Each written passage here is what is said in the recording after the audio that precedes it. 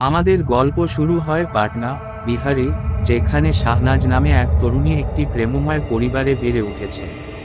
তার বাবা মা তার জন্য সর্বোত্তম চেয়েছিলেন, একজন উপযুক্ত স্বামীর সন্ধান করেছিলেন। তারা সৌদি আরবে কর্মরত একজন সফল বৈদ্যুতিক প্রকৌশলী জাফর উদ্দিনকে খুঁজে পেয়েছেন। একটি নিখুঁত ম্যাচ ছিল এবং তাদের ভবিষ্যৎ উজ্জ্বল ছিল।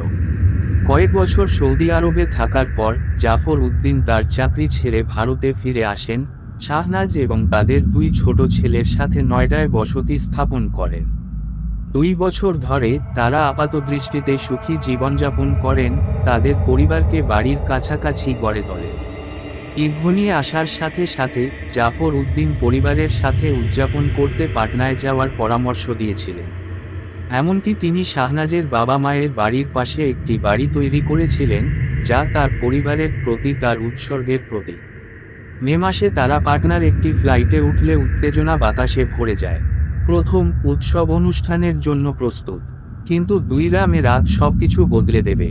ঈদের দিন কেনাকাটা করার পর জাফর উদ্দিন তার প্রিয় রাতের খাবার খেয়েছিলেন, শাহনাজের তৈরি চিকেন বিরিয়ানি।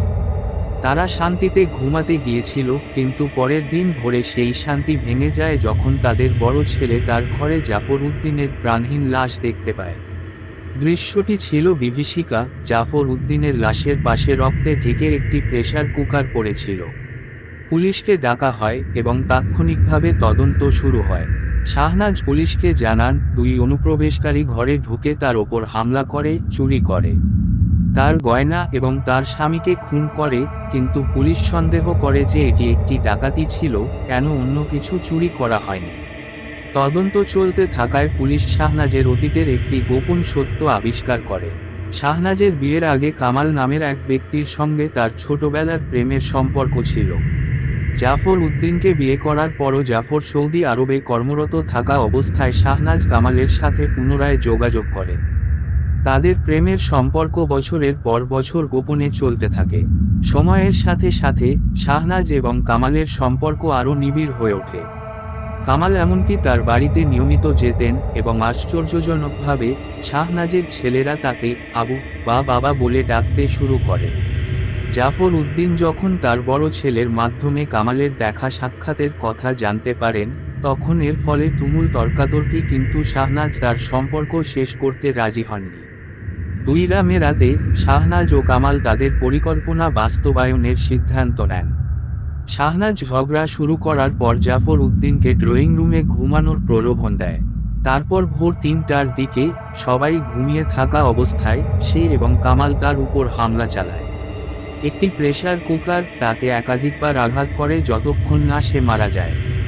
শাহনাজ হত্যাকাণ্ড ধামাচাপা দেওয়ার চেষ্টা করে, দাবি করে যে এটি অনুপ্রবেশকারীদের কাজ। কিন্তু পুলিশ আশ্বস্ত হয়নি। জোরপূর্বক প্রবেশের কোনো চিহ্ন না পেয়ে এবং মূল্যবান জিনিসপত্র না থাকায় তাদের সন্দেহ বেড়ে যায়। অবশেষে তারা শাহনাজের একটি দ্বিতীয় ফোন উন্মোচন করে। কামালের সঙ্গে যোগাযোগের জন্য এই ফোন ব্যবহার করে পুলিশের প্রয়োজনীয় প্রমাণ পাওয়া গেছে। 10 মে 2022 তারিখে শাহনাজ এবং কামালকে গ্রেপ্তার করা হয়েছিল। মামলাটি সম্প্রদায়কে হতবাক করেছিল, কারণ এটি বিশ্বাসঘাতকতা, প্রেম এবং হত্যার একটি গল্প প্রকাশ করেছিল।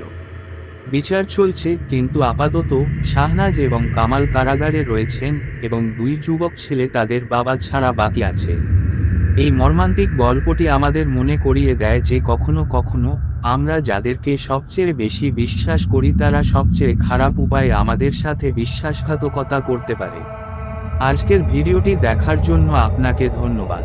আপনি যদি এই গল্পটিকে আকর্ষণীয় মনে করেন তবে লাইক বোতামটি টিপুন এবং চ্যানেলটি সাবস্ক্রাইব করতে ভুলবেন না। আরও জানতে বিজ্ঞপ্তিগুলি চালু করুন যাতে আপনি এই ক্ষেত্রে এবং অন্যদের কোনো আপডেট মিস না করেন এবং আমরা আপনাকে পরবর্তীতে দেখতে পাবো।